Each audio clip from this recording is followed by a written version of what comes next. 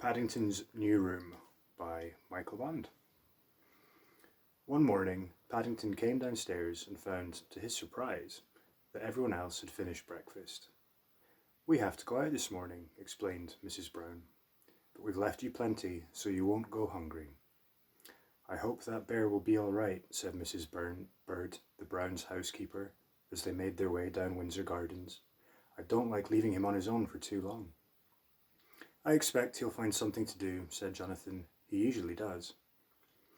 "He was busy writing a new chapter in his scrapbook just before we left," broke in Judy. "I saw the heading. It's called At a Loose End." "That," said Mrs. Bird, "is what I'm afraid of." Mrs. Bird wasn't at all happy about leaving Paddington on his own, especially when he was at a loose end, and had she been able to see over his shoulder at that moment, she would have felt even more uneasy. Paddington had just started a brand new page. It was called Decorating My New Room. Paddington's new room was a sore point in the Browns' household. For the time being, he was occupying the guest room, but Mr. Brown had promised to decorate the attic for him so that he would have a room he could call his own. For several weeks now, Paddington had had his belongings packed, ready for the big move. For one reason or another, the job had never been started, and now that Paddington found himself left on his own, it seemed a good chance to kill two birds with one stone: decorate the attic and do Mr. Brown a good turn into the bargain. But as he opened the door, he nearly fell over backwards in surprise.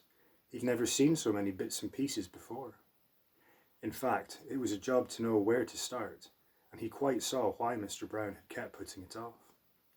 There was a stepladder, a table, with some rolls of wallpaper on it, two buckets, one full of whitewash, the other full of paste, and several tins of paint, not to mention an electric paint stirrer. Paddington decided to test the paint stirrer first, so he opened some paint and switched on the motor. He wasn't quite sure what happened next, but when he plunged the whirring blades into the tin, everything seemed to go dark. It was just as if he was standing in the middle of a hailstorm, except that the flakes were all brown and sticky. Paddington gazed gloomily around the room. It was a bad start to the day's work. "Perhaps," he announced, addressing the world in general, "if I do the wallpapering first, it will cover all the splashes." But the wallpaper turned out to be even more of a problem than the paint. As fast as he unrolled one end of the paper, the other end rolled itself up again after him.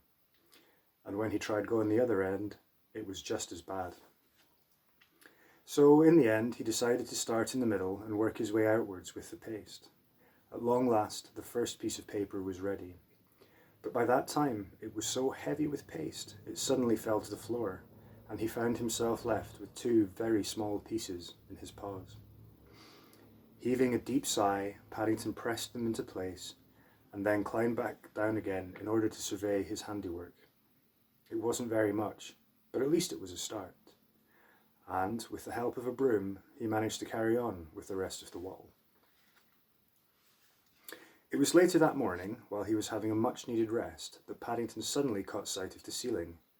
Seeing how dirty it was, he decided that if he made a good job of whitewashing it, the Browns might not notice the mess he'd made of the rest of the room. But it was a very high ceiling, and even when he stood on tiptoe at the top of the stepladder, he still had a job to reach it. Apart from that, he kept having to come down the steps again in order to dip his brush into the bucket, and his fur was starting to go very soggy indeed. Suddenly, he had a brainwave. The Browns' house was an old one, and in the middle of the ceiling there was a large hook where a big lamp had once hung. There was also a coil of rope in one corner of the room.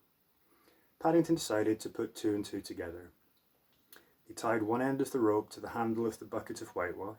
Then he climbed up the steps and passed the other through the end of the hook.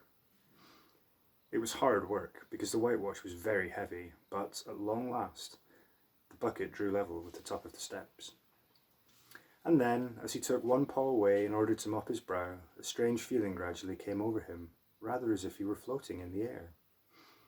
It wasn't till his head hit the ceiling that he realized why.